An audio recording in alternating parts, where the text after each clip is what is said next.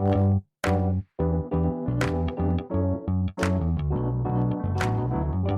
by Riverside.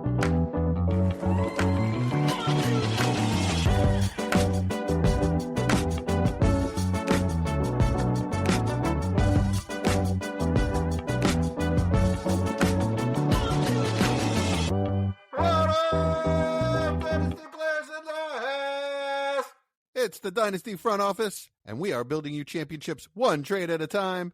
I'm your host, Mike Casper, and this is your 2026 Rookie Prospect Profile of the Week. We're going to talk about my favorite guy in this draft. No bias at all whatsoever. Are you guys ready to talk some Aggies today? Yeah, man, I'm a little bit excited about this one. Yeah, NC State pride. I was going to say, I can't remember the last offensive Aggie to be excited about, like Mike Evans, maybe Christian Kirk. A-Chain? Oh, yeah, A-Chan. Yeah. Duh. I was all over A-Chan. I got him everywhere. Gosh, I can't believe I forgot that. All right. Yeah, A-Chan. Beast. All right. But we're going to start with KC Concepcion tonight. So wide receiver, Texas A&M. He's 21 years old, 5'11", 190 pounds. He's played 3 years in college. His last year was at A&M.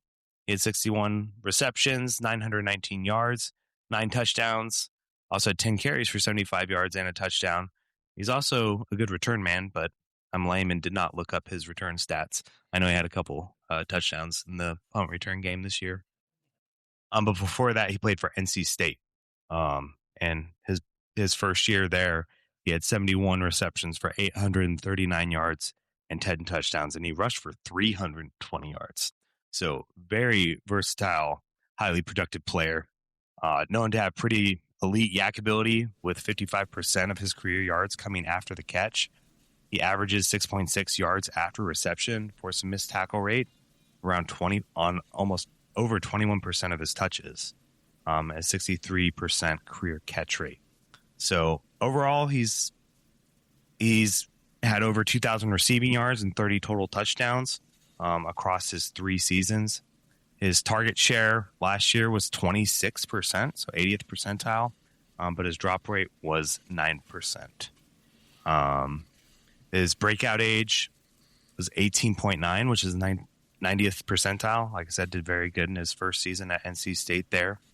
But he has spent 70% of his career in the slot. But though this last year, he played out wide about 65% of the time in 2025.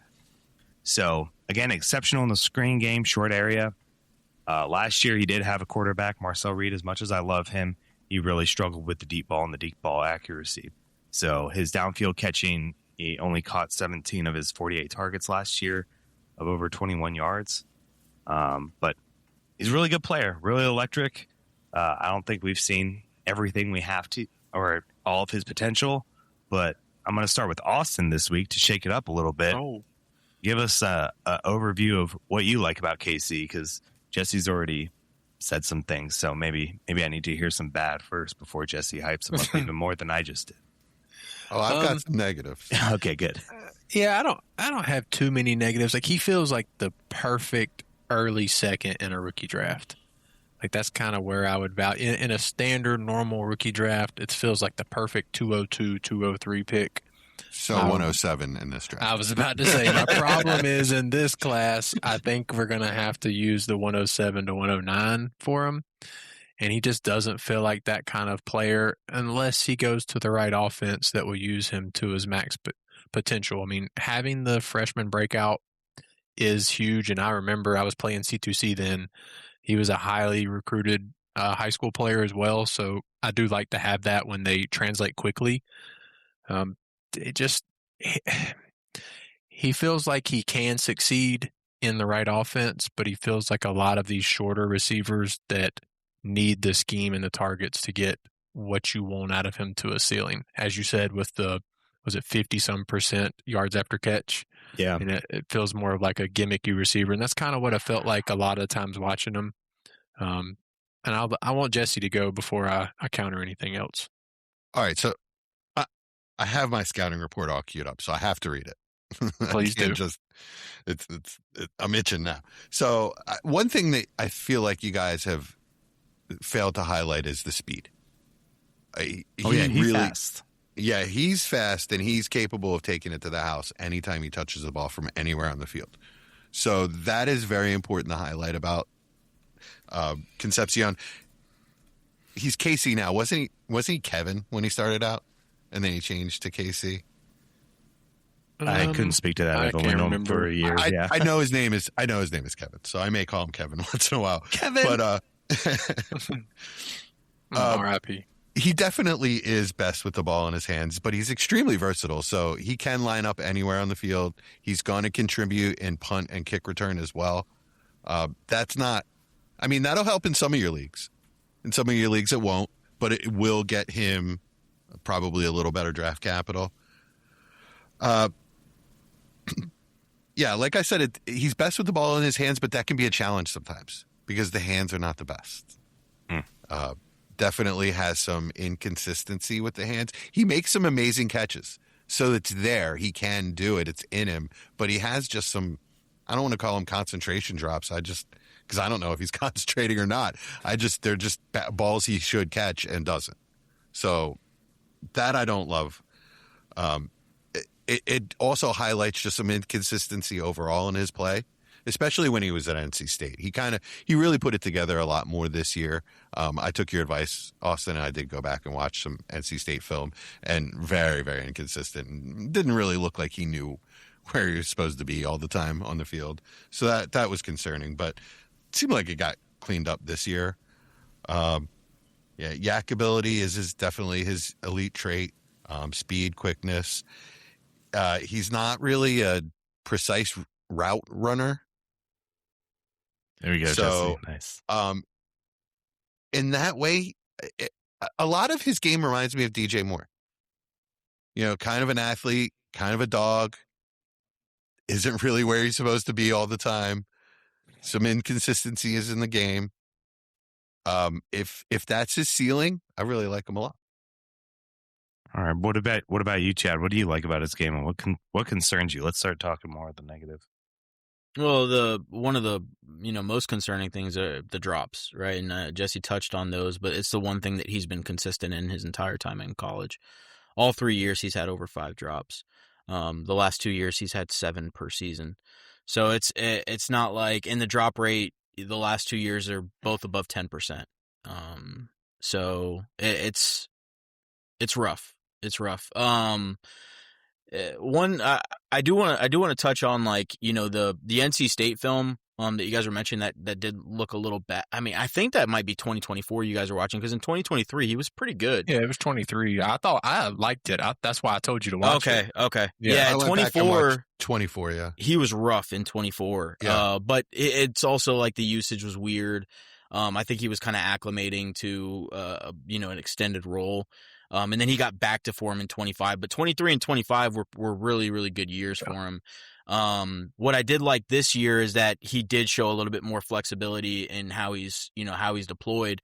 Slot percentage went down from 82% in 2024 down to 30, in my notes here, 35% in 2025.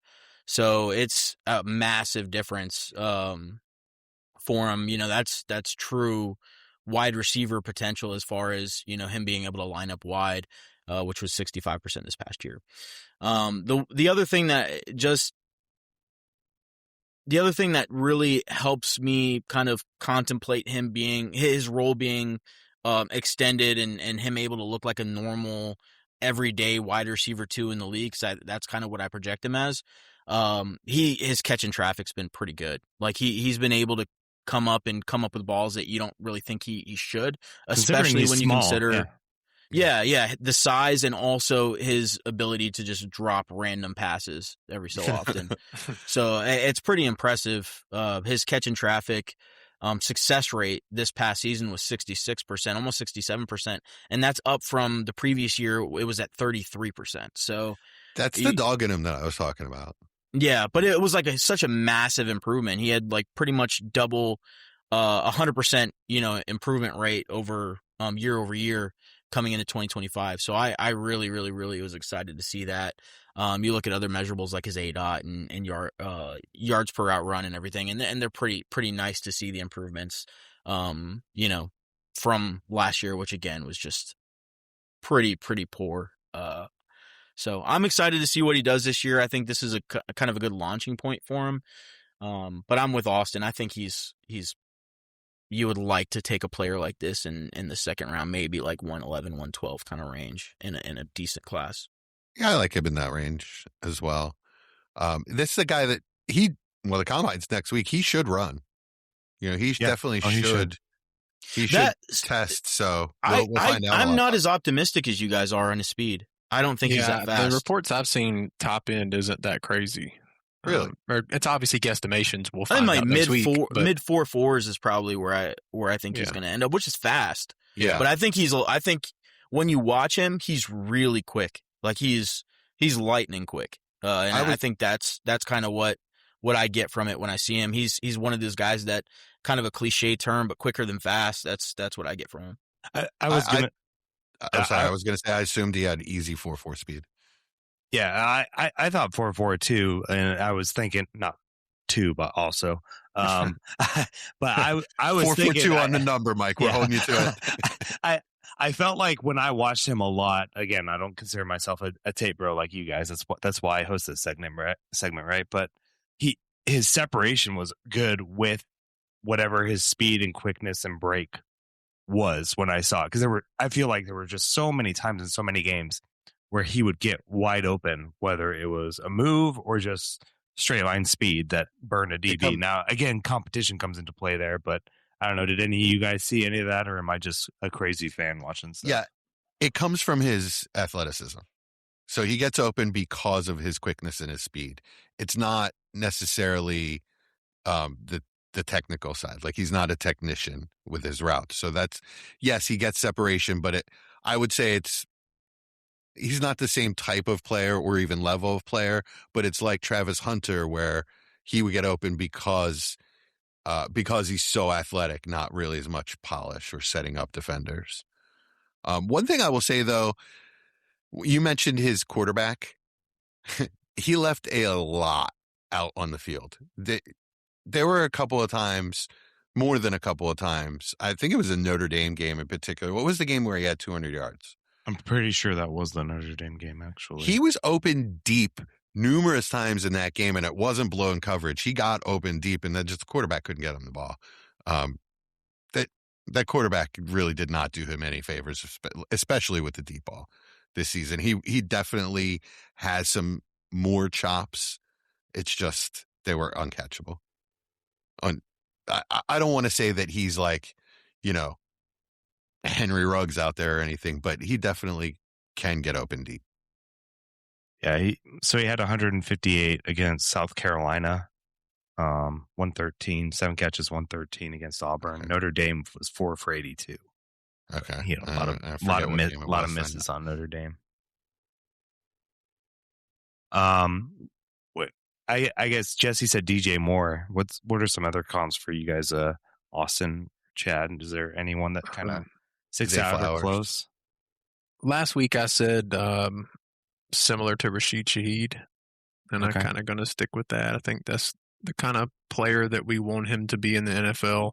I do think he's a little bit better on the short intermediate route, coming out of routes than Shaheed was, and Shaheed probably has a little bit higher top end speed.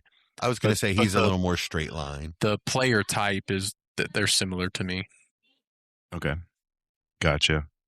Chad, is there anyone that comes to your mind comparable to, or is there somewhere maybe you'd like to see him go in the draft? I'd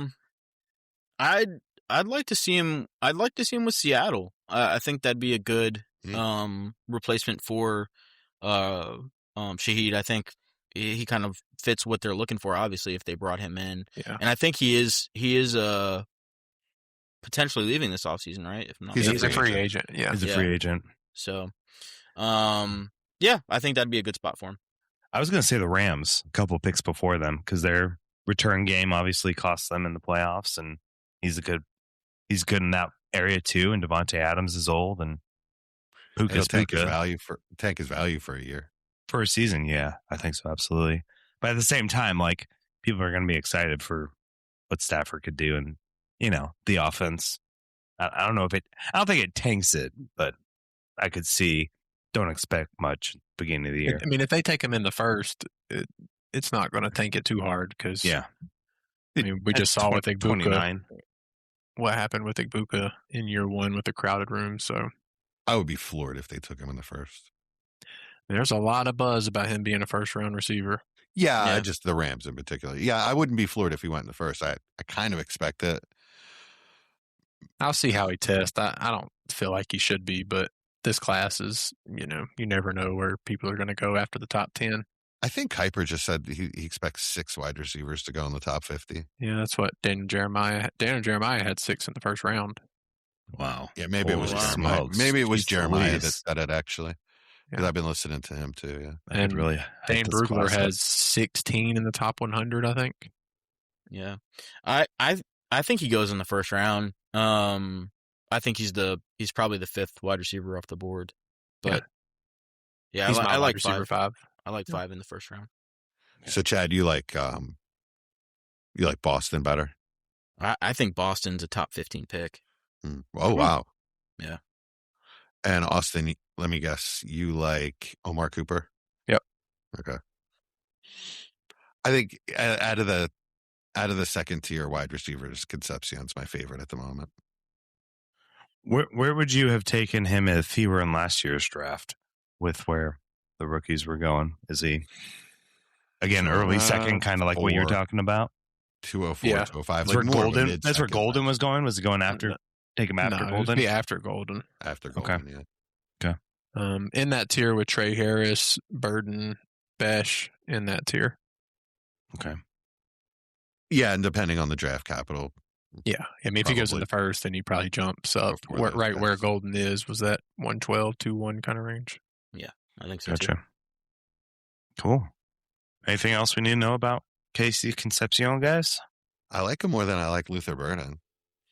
That does not say anything. It's not saying much. That's actually kind of and Austin's probably going to kill me for this, but I got a lot of vibes, that Yeah. are very similar to Luther Burden. I can with see KC that, actually. Concepcion. Yeah, So I would They're not the disagree same. with you. They're not the same size, but their games are kind of similar. Yeah, very. I mean, they're pretty similar. They're pretty Yeah. similar. I think that's really fair, which is, Okay. I mean, I don't have a problem with that at all, to be honest. Gotcha. All right, sweet. Well, next week we are going to be reviewing Jadarian Price. So finally getting back into the running back room. And that'll be the end of it for our rookie prospects. The last Will it? running back. The last running back, yeah. We're not going to do Jonah Coleman or Emmett Johnson. We'll see after next Yeah, week. I'm After sure we the- will. Yeah. We'll Who do do they something play like for? that. After the combine, we may have to do 1 or 2 of them. Yeah. All right, Kevin, get on the jugs machine.